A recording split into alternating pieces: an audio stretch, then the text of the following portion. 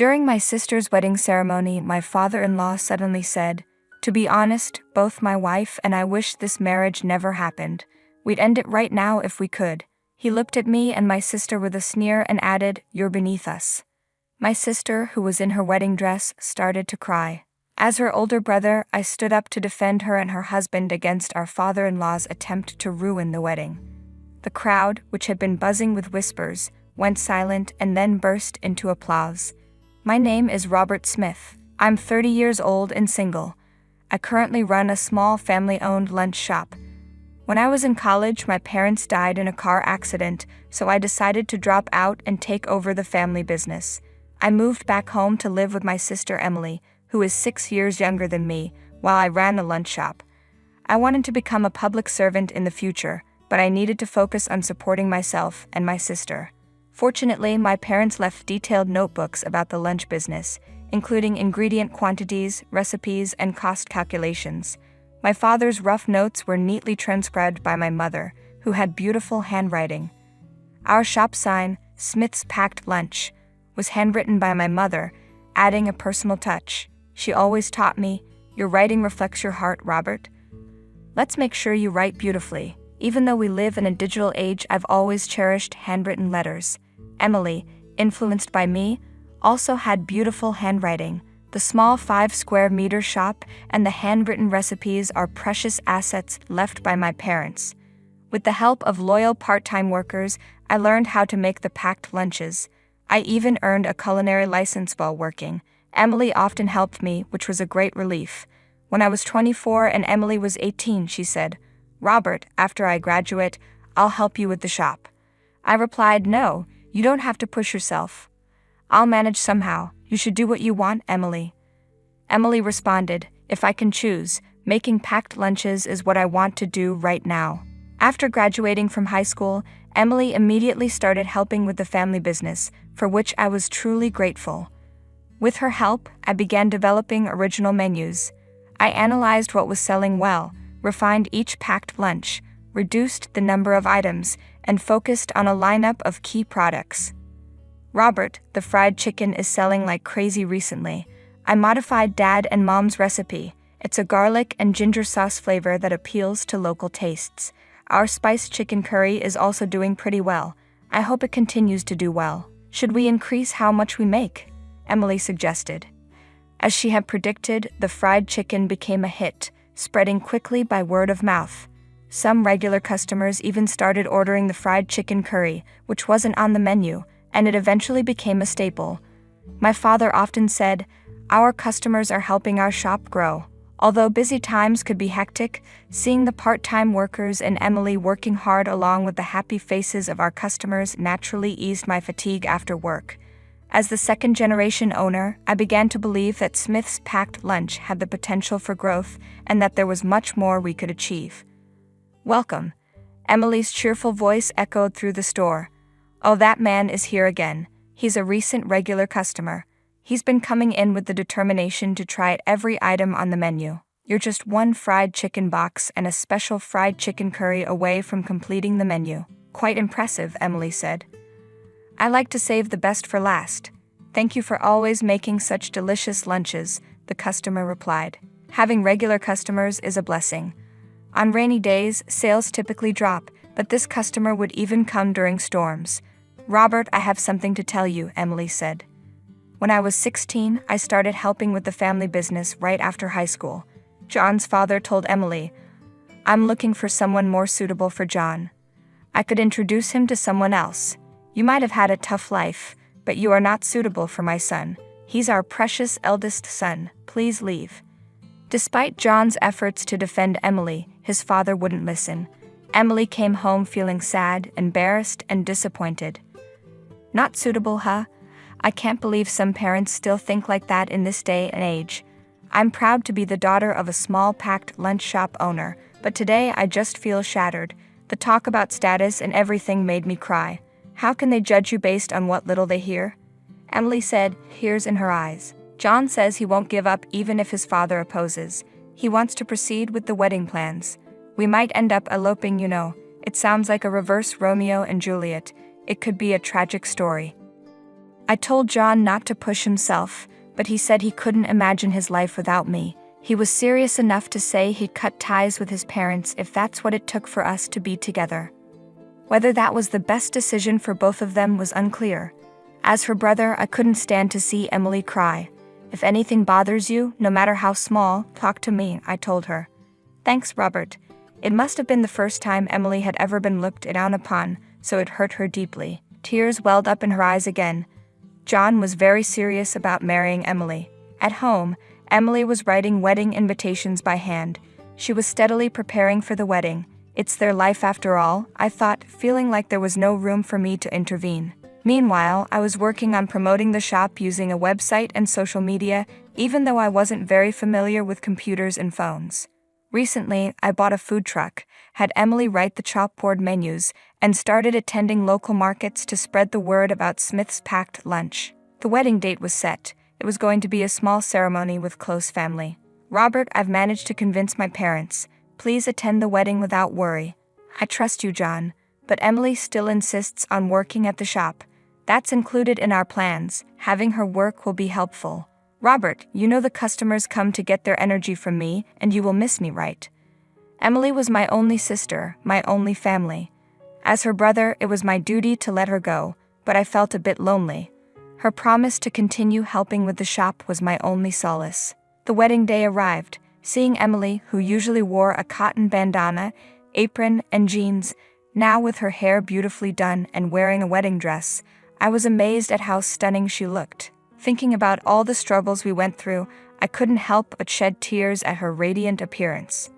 Robert, why are you crying? It's too early for that. We're just getting started. Oh, it's just dust in my eye. Ouch. I should take some pictures. I took out my rarely used DSLR camera and captured Emily from various angles. I must have clicked the shutter about 50 times. These photos would be precious memories of our time together. Robert, you're such a kind person. Thank you for everything. Please continue to support me. In truth, those words of gratitude were likely meant for our late parents. Ever since I dropped out of college, I've been a stand-in parent for Emily. I hoped I managed that role well enough. Overwhelmed by Emily's thanks, I turned away and cried. The ceremony proceeded as planned. The bride and groom sat at their seats, looking at us with a mix of shyness and happiness. It was time for the father of the groom's speech. Although John's father had initially opposed the marriage, John assured me he had convinced his father. Good day, everyone. I am Sam Thompson, the father of the groom, John. On this auspicious day, I thought as I watched the groom's father, I feel like I've seen that man somewhere before. He seemed accustomed to public speaking and was adept at holding the audience's attention. His speech was written on a long, vertically folded piece of paper, suggesting it would be lengthy. I expected it to be a heartfelt speech that would make the bride and groom happy. As I was saying, I run a food manufacturing company and plan to pass it on to my eldest son, John. He spoke about his company, how he had raised John with care, and his desire for John to inherit the business. This meant Emily's future would be secure.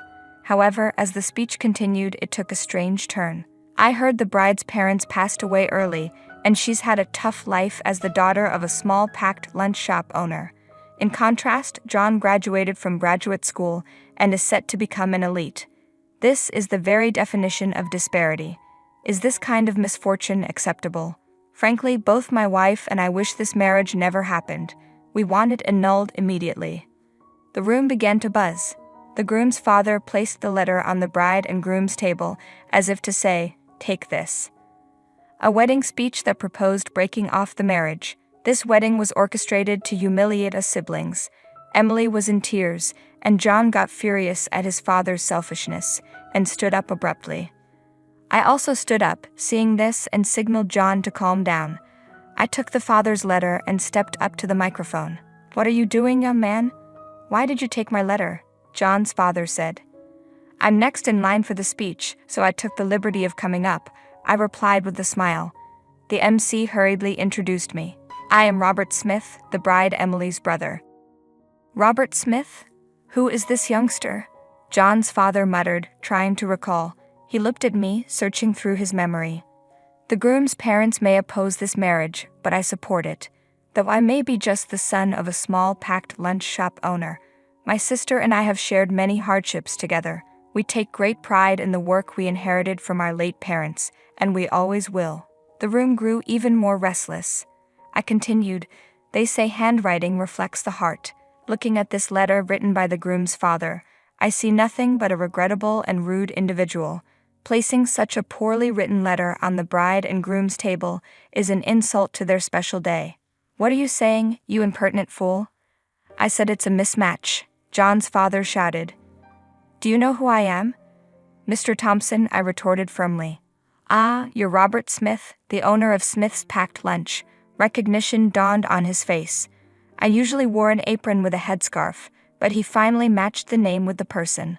"Regardless of what you say, even if this marriage seems like a modern-day Romeo and Juliet, I will support and watch over John and Emily as a brother and brother-in-law. Thank you for listening." The previously buzzing room fell silent and then erupted in applause. After the ceremony, John's father hurried over to me. "I didn't realize you were the owner of Smith's Packed Lunch. I sincerely apologize for my rudeness. I'm just the son of a packed lunch shop owner.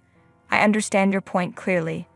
The father had once visited our shop with his executive, proposing to turn our popular fried chicken into a frozen food product and even expand into a chain of fried chicken specialty stores.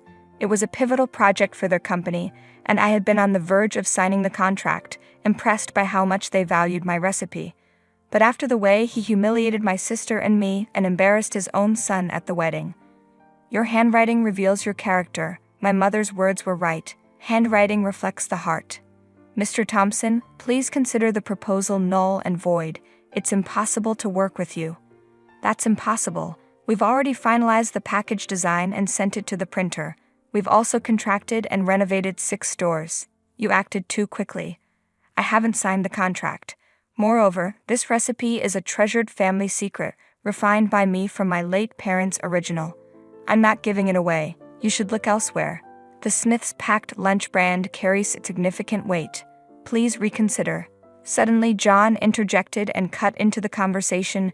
"Dad, our relationship ends today as promised. I never expected such a betrayal. I'm cutting ties with you." "John, please reconsider. You're the only heir." John shouted with tears streaming down his face. "Who broke our promise first?" Thus, John ceased to be a son to his father. He took on our family name, becoming John Smith. After the tumultuous wedding, Emily and John moved into an apartment near the packed lunch shop. Emily's previously 0-minute commute turned into a 20-minute bike ride. Despite this, she continued to greet customers with her usual cheerful welcome and worked hard in both customer service and food preparation. Handwritten pop signs are now Emily's specialty. They are an indispensable promotional tool for Smith's Packed Lunch. John supported me on the business side, asking, "Robert, is there anything I can help with?" Cutting ties with his parents did not diminish John's exceptional marketing skills. He later established a digital marketing company. With no hair left, John's parents brought in a new president for their food manufacturing company from outside. However, as a chairman, Mr. Thompson was not good at delegating and quickly drove the new president out. He then took on the title of chairman and president himself, but his notorious reputation caused the company to shrink further. The cost of losing John was steep for Mr. Thompson. With John's help, I focused on product development. While creating hit products was challenging, Smith's Packed Lunch gained more recognition. The chicken curry John suggested was initially sold in local convenience stores and supermarkets, but now it can be reached nationwide through online sales. It was even featured in department store catalogs for holiday gifts. It felt like a small stone causing ripples in a pond, expanding slowly but surely. What our late parents built was now blossoming. One day, a woman came for an interview. She was a year older than me. I looked over the resume, and the handwriting on the resume was excellent. The handwriting was beautiful, reminiscent of my mother's. She expressed her love for our packed lunch and store interior. Her sincerity was evident. Emily vouched for her meticulous customer service and work ethic. Handwriting reflects the heart, I thought, captivated by her elegant handwriting. I proposed to this passionate woman. Now we have 2 children, making us a family of 4. Today, we're taking the food truck with our family and my sister's family to a gourmet food festival. The event is at a large park in New York. A large crowd is expected. We've refined our signature fried chicken for this day. I am confident that the future of Smith's packed lunch is bright.